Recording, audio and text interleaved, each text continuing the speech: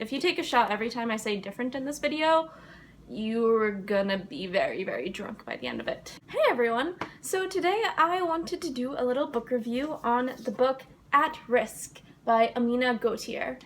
This is basically a story about, well, black kids from Brooklyn. It's about people who are considered at risk, or kids who are considered at risk, and it talks about their families and experiences, and I think it's excellent.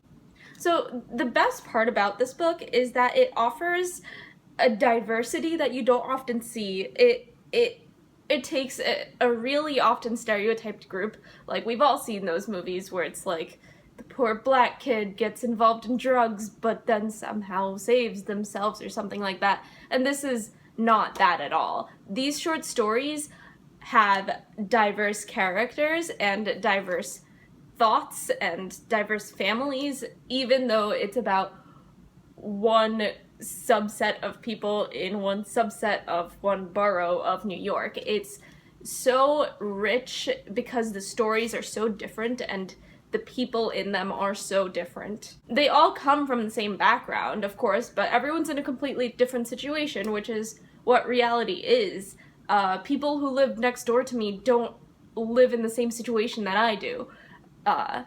Even if we come from the same town and the same background, things are still different in every family and in every person. So this really highlighted that, and it really engaged in like the discussion of how to talk about stereotyped groups in a non-stereotypical way.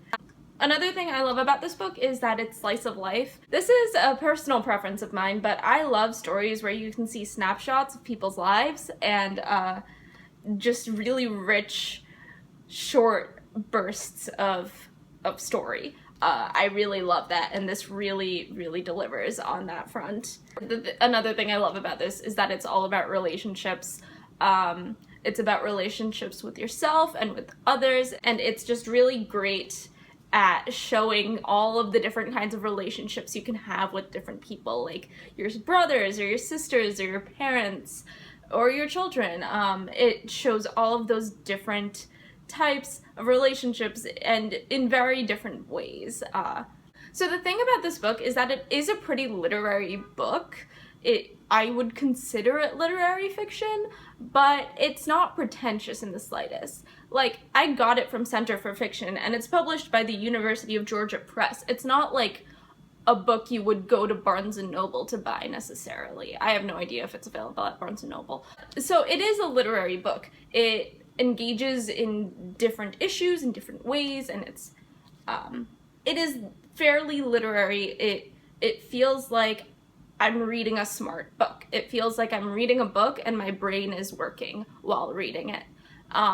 However, it's not pretentious or loud about this, which I love. Sometimes you read literary fiction and it's screaming in every word that it's literary fiction. This isn't doing that. This is a book that is smart and intelligent, and it's literary, but it's not screaming from the rooftops. It's not pretentious about it. It's not the author trying to tell you I'm smart.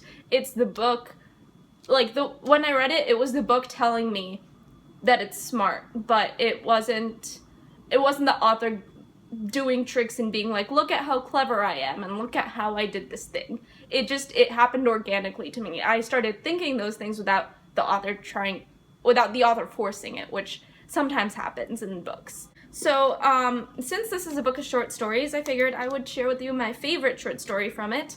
It is called Push, and it is about a school bully in the perspective of a school bully, which is really cool. It's this girl who is in detention for targeting this one girl, and it's her thoughts about this one girl and why she targets her, and how the teacher's trying to get her to feel bad about this, but she doesn't for a very, very specific reason, and the genius of this story is that it makes me agree with her.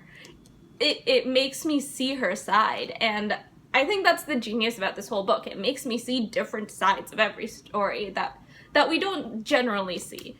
The fact that I found myself sympathizing with the bully is crazy, because that never happens. You always sympathize with the victim. But then with this story, all of a sudden, I got it. I got why she was bullying her. While I obviously don't condone bullying, it gave me, it kind of turned on the light and made me understand why it was happening, which is the point. Of course, all of the other stories in this book are equally as engaging and equally as good, but this was just my personal favorite because it just opened my eyes in a way that I didn't think it would. And in addition to being a really great book, this is a really important book because it pushes boundaries that kind of need to be pushed. We need to go against the stereotypes we see. It doesn't feel like Amina Gautier is trying to advocate for going against stereotypes. It feels like she's just telling stories, which is the best part about this, and that's the power of narrative in the first place, and she just does it so well. She does it so well, and she does it so carefully that you can't help but have a new understanding of a certain situation. So to end this little review of this little book of short stories, I figured I would read to you guys my favorite passage from it.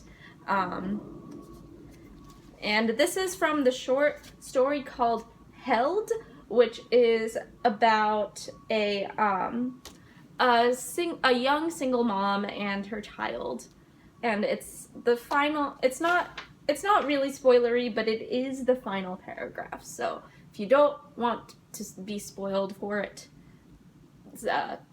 you can end the video now. The baby was quiet now, but curious, rapt. Her eyes followed Kim's every movement. She brought the infant closer and inhaled, smelling the warm baby scent of powder and new skin. The baby reached for her hair and Kim laughed, feeling like the two of them were the only two people that had ever been in the world. And they were only now just meeting. So yeah, that is my review of At Risk. I give it 5 out of 5 stars, or whatever thing you want to give it. This book also won the Flannery O'Connor Award for short stories, so obviously it's really good, but I figured I would give my 2 cents and talk about why I thought it was really good. So I hope you guys enjoyed this video. If you didn't know, I'm trying to create something new every single day in May, and I'm catching up, so there are even more videos this week than there were in the last few weeks, so I can reach my goal of 31 videos by the 31st of May. I hope you guys enjoyed this video. Be sure to like it and comment if you did. I will see you guys next time with a new one. Bye!